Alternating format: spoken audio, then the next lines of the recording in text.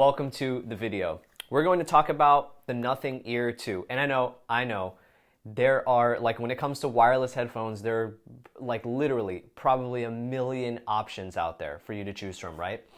New wireless headphones these days, they have to have something that sets them apart from the pack in order to entice you to give them a try. That was the story with last year's Nothing Ear 1.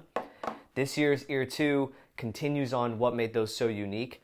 Basically almost a 100% transparent design, but they've also improved on things like how they're built, feature set, noise cancellation, sound quality, a whole bunch of stuff, and they still start at an aggressive price tag of $149. So these are pretty interesting. Let's get into it. Let's talk about them. Now, just like I get to test a lot of smartphones throughout the year, I also have way too many wireless headphones to keep track of. And out of all the wireless buds that I get an opportunity to use, the Nothing Ear, whether it's first gen or second gen, continues to be my favorite looking. Now, from the headphones themselves, right, Gen 1 and Gen 2, they're basically indistinguishable. They look exactly the same. There are some changes they've made to the case. The case itself is a little bit smaller. The corners are a little bit sharper and tighter, which I actually really like. And if you take a look at the battery unit that runs diagonally through the case, that actually protrudes through the bottom of the case now, which I think adds a really nice look and feel to it. It adds some extra grip as well, so there is a little bit of functionality there. But I want to spend some time talking about the unique design element of these headphones, right? That's what allowed them to break through in what is a super saturated market.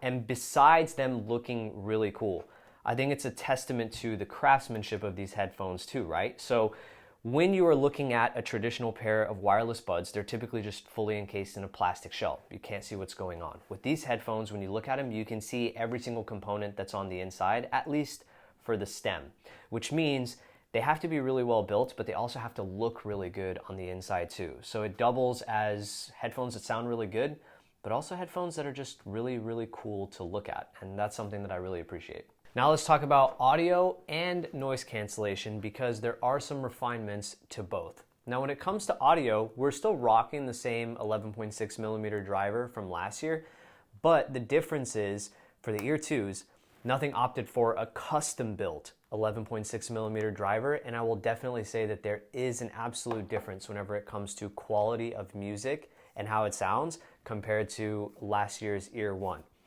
Now you take that and you combine it with the fact that Nothing has now implemented a custom listening profile in their Nothing app, and I found that experience to actually be really great. So as you're setting up the headphones, it'll prompt you to go through the listening experience, and basically it'll test your left ear and your right ear for various frequencies that you're sensitive to and other frequencies that you're not sensitive to, and it'll build you a custom sound profile for you to use these headphones with.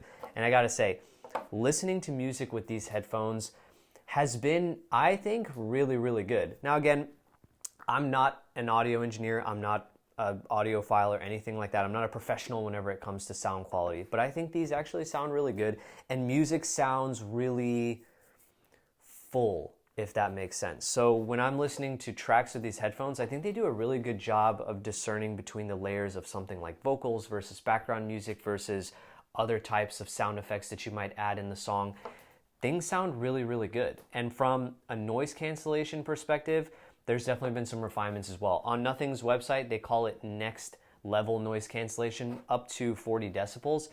And what I found with noise cancellation is, if you have the headphones in, but you're not listening to anything, there might be some small sounds here or there that kind of creep through. Once you start actually playing something, the sounds kind of disappear. So personally, from a audio and a noise cancellation perspective, I think both of them perform really well on a device like this that's priced at $149. Now let's talk hardware features, because there have been some additions, but interestingly enough, there's also been one subtraction too. So I mentioned earlier, the headphones compared to last gen look almost exactly the same, but if you look closely on the stem, you'll notice there's a little metal plate that's on second gen. That enables pinch controls, which I was actually really happy to see. They are customizable within the app as well, so you can customize 1 pinch, 2 pinch, pinch and hold, all that great stuff, which is awesome. There's also support for dual connection now, so you can have these headphones paired to 2 different devices at once. Wireless charging brings its way back from first gen as well, which was nice to see. There's still a USB-C charger. And as far as battery life, they've actually upped the listening time from 5 hours to 6 if you're not using noise cancellation. And you have 4 hours of listening time if you are using noise cancellation. Now, one interesting thing they took away though was the ability to swipe up and down the stem to adjust your volume control, which for me didn't really make too much of a difference, but if that's something that matters to you, it's definitely worth knowing about. But all in all, I gotta say, for $149, I think the sound quality is really solid on these headphones. I think the noise cancellation is really solid on these headphones. They have a really decent feature set to them as well. I enjoy the application experience. It's really simple, but it has a decent amount of features built into it as well. And I think whenever you look at other headphones out there that are priced at $149, these bring not only a good feature set, but also good audio quality as well. So definitely super competitive. And one other thing I wanted to mention before I get out of here, if you bought the Ear 1, I would keep an eye on your mailbox. Sometimes you might get lucky. I did. Nothing emailed me a code to use to save some money on the Ear 2s. So if you bought Ear 1, I would check to see if you get that code because that drops these to the price of last year's Ear 1, $99. If you can get them at that price, that's an easy recommend. That's an easy W right there. So if you enjoyed our review on the headphones, leave us a like, subscribe down below. And as always, thank you so much for watching, and I'll catch you in the next one. Peace.